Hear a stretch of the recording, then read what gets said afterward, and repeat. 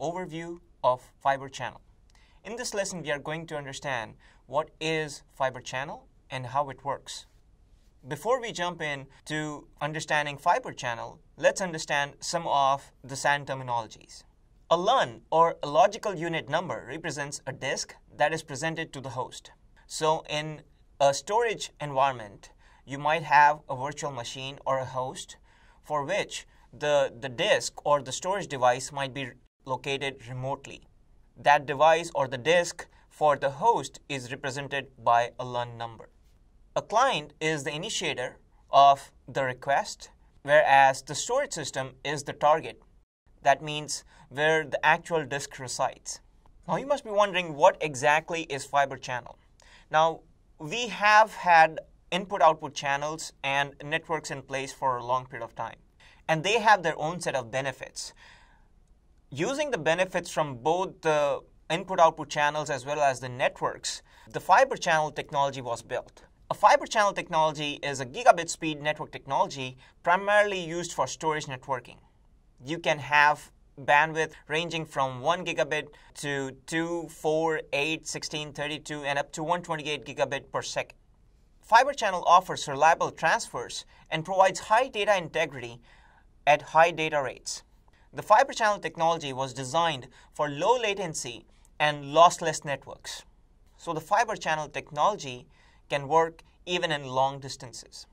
So it's taking the benefits from both the input-output channels and the networks world and integrating and providing all those benefits into the fiber channel. Fiber channel is the original SAN protocol and is still very relevant till date. It uses dedicated adapters, switches, and cables to establish the communication between the host and the storage device.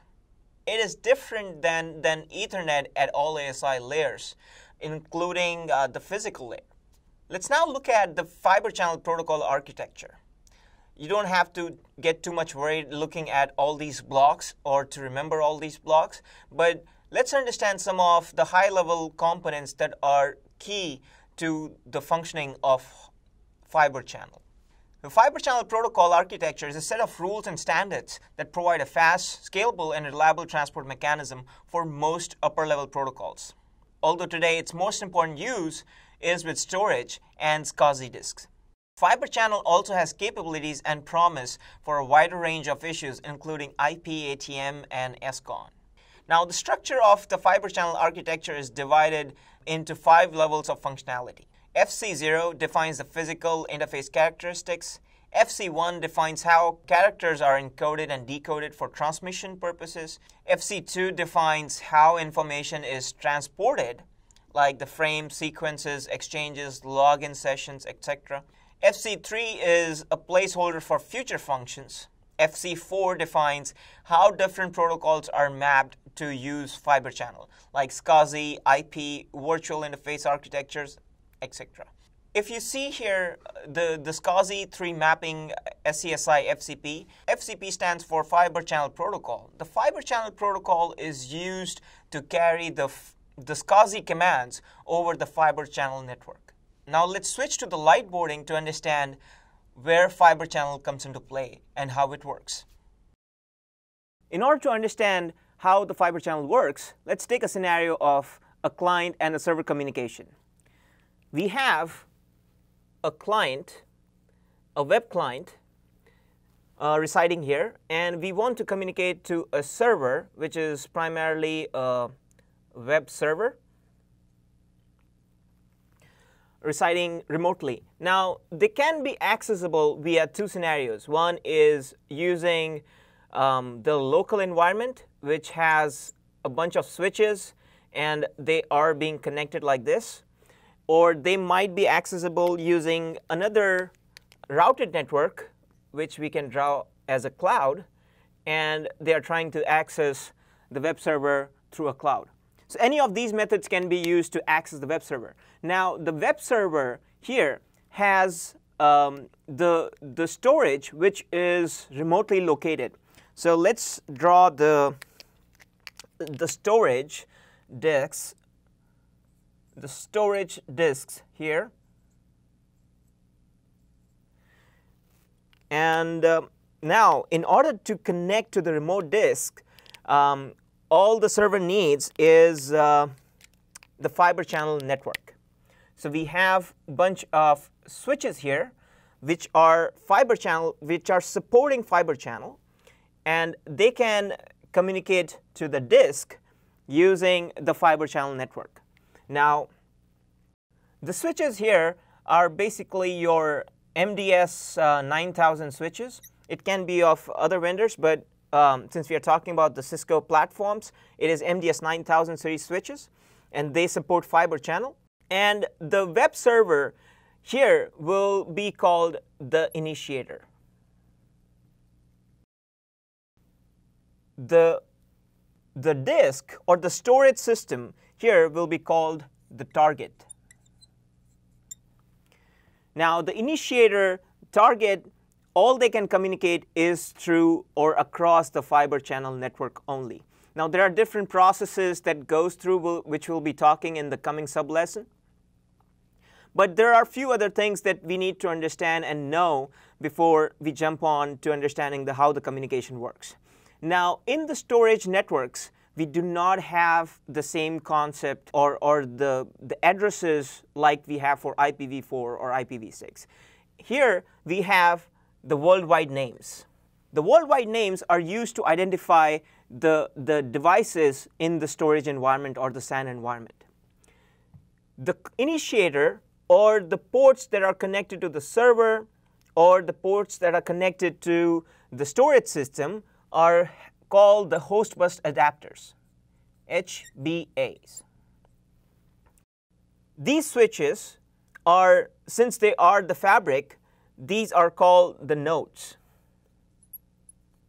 Even these are represented as the nodes. Now, there are two kind of worldwide names associated in this topology or in any of the fiber channel network. One is the worldwide node name, and another one is the worldwide port name. The worldwide node name is used to uniquely identify the node, whereas the worldwide port name can be thought of as a MAC address which is embedded into the host bus adapter. So each host bus adapter is going to have the worldwide port name. So you will have a WWPN and WWPN to identify each of these links or the addresses on these host bus adapters or the HBAs. So these are the key things to remember in a fiber channel technology. So now we have learned about the worldwide node names and worldwide port names. Now let's take a better look at how those addresses look like. As mentioned before, every fiber channel port and node has a hard-coded address called the worldwide name. The worldwide node name uniquely identifies the devices, whereas the worldwide port name uniquely identifies each port in a device.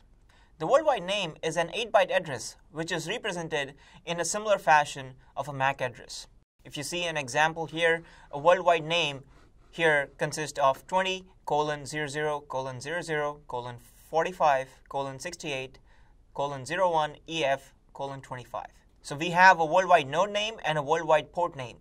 The worldwide port name, if you can see in the example, both the ports on a given device with a dual port are having different worldwide port names, whereas the worldwide node name is unique to the device. We will be mostly dealing with the worldwide port names in fiber channel. Now let's talk about some of the port types that are available in fiber channel. The first is the N port.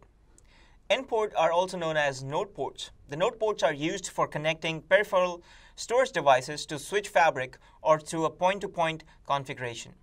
It can also be considered as an end port. E port or an expansion port. The expansion ports are essentially trunk ports used to connect two fiber channel switches.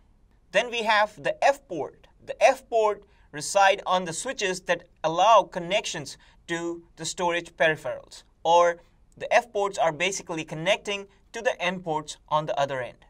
T ports are trunking E ports, in which an interface functions as a trunking expansion port. It may be connected to another TE port to create an enhanced ISL between the two switches, or the TE ports may be connected to another TE port to create an enhanced ISL between the two switches. They expand the functionality of E ports to support functionalities such as vSAN trunking or transport QoS parameters, etc. Then we have the NP port. An NP port is a port on a device that is in NPV mode and connected to the core NPV switch through an F port. So the other end of the NP port here on the switch is going to be an F port. Let's now take a look at some of the topologies that can be built using Fibre Channel. First is the single tier topology, or also known as the collapsed core design. In the collapsed core design, the servers are connected to the core switches. The storage devices connect to one or more core switches, and the core switches provide the storage services. These designs are used in small SAN environments. The high availability is achieved in two physically separate but identical redundant SAN fabrics. Then we have the core edge design, or the two-tier topology. In the core edge design, the servers connect to the edge switches, as well as the storage devices connect to one or more core switches. The core switches provide storage services to one or more edge switches, thus servicing more servers in the fabric. In the two-tier topology, the ISLs have to be designed so that overall fan-in ratio of servers to storage and overall end-to-end oversubscription is maintained. Then we have the three-tier topology, which is also known as the edge core edge design. The servers and storage devices are connected to the edge switches, and the edge switches are communicating with the other edge switches using the core. Even in this topology, ISLs have to be designed so that overall fan-in ratio of servers to storage and overall end-to-end oversubscription is maintained. These designs are useful for large SAN environments. Let's talk about the Fibre Channel addressing. The Fibre Channel addressing is a combination of the switch domain ID, area, and the device ID. The domain ID is native to a single Fibre Channel switch. In the Fibre Channel topology, the forwarding decisions are made on domain ID found in the first 8 bits of the FCID, or the Fibre Channel ID. In the next sublesson, we'll see how the fabric initialization work and how different logins, such as the fabric login and the port login, happen in a Fibre Channel environment.